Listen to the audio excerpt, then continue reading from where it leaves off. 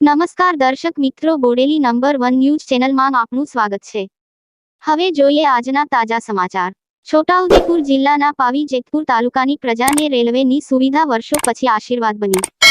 છોટાઉદેપુર જિલ્લા પાવી જેતપુર ખાતે ભારજ નદી ઉપર બ્રિજ અને ડાયવર્ઝન ધોવાઈ જતા પાવી જેતપુર અને છોટાઉદેપુરની અને મધ્યપ્રદેશની પ્રજાને બોડેલી અને વડોદરા જવા માટે 25 કિલોમીટરનો ફેરો થતો હોવાથી પ્રજા માટે એકમાત્ર રેલવે સેવા આશીર્વાદરૂપ બનતા હાલ વર્ષોથી ચાલતી ટ્રેન માંગ છેલ્લા 8 દિવસથી ભારે ભીડ જોવા મળી રહી છે, જ્યારે રેલવે માંગ આવક પણ વધી છે। છોટાઉદેપુર વડોદરાના રેલવેના રૂટ માંગ રેલવે વર્ષોથી ખોટ કરતી હતી, પરંતુ પાવી જેતપુરના ભારજ નદી ઉપરના બ્રિજ અને ડાયવર્ઝન ધોવાતા રેલવે ટ્રેન દ્વારા લોકો અવરજવર કરવા માટેનું મુખ્ય સાધન રેલવે બન્યું છે।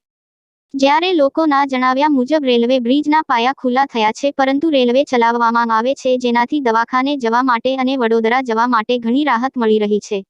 શું કહી રહ્યા છે યોગેશભાઈ શાહ સ્થાનિક તેમજ ખત્રી અબ્દુલ કાદિર સ્થાનિક? જુઓ બોડેલી નંબર 1 ન્યૂઝ ચેનલની સ્ક્રીન પર। અહેવાલ ઉસ્માનભાઈ ઈંડાવાળા, નસવાડી। તો રેલવેને લીધે જ લોકો અવરજવર કરી શકે છે કે જેનાથી લોકો પોતાના ધંધા માટે જે જગ્યાએ જવાનું તે જગ્યાએ પહોંચી શકે છે। એ પિલ્લર ખુલ્લા થઈ ગયા છે એટલે બીજી કોઈ વ્યવસ્થા કરી શકે, કારણ કે તાત્કાલિક ધોરણે કોઈ બીજી વ્યવસ્થા કરી શકે તેવું દેખાતું નથી। એટલે તાત્કાલિક ધોરણે એક વ્યવસ્થા એવી કરવી પડે કે લોકો પોતાની રીતે સારી રીતે હવે વ્યવસ્થિત રીતે પોતાના ધંધા માટે નોકરી માટે પોતાના સ્થળ પર જઈ શકે। પાવી જેતપુર ને આજુબાજુની જનતાને સિહોદનો પુલ તૂટી ગયા પછી એટલી બધી તકલીફ પડે છે કે જેનો કોઈ હિસાબ નથી। અને હવે રેલવે સિર્ફ એક જ ઓપ્શન બાકી છે અને એના પણ પિલર 10-10, 12-12 ફૂટ ધોવાઈ ગયેલા છે।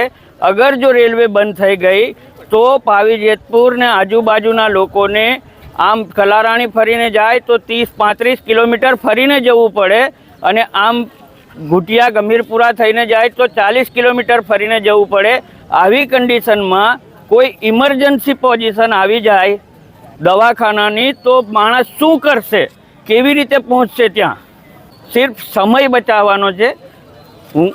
આમાં કોઈ સસ્તા મોંઘાનો કોઈ સવાલ નથી। અગર જો રેલવે બી બંધ થઈ ગઈ તો કોઈ ઓપ્શન જ નથી અહીંયાથી જવાનું।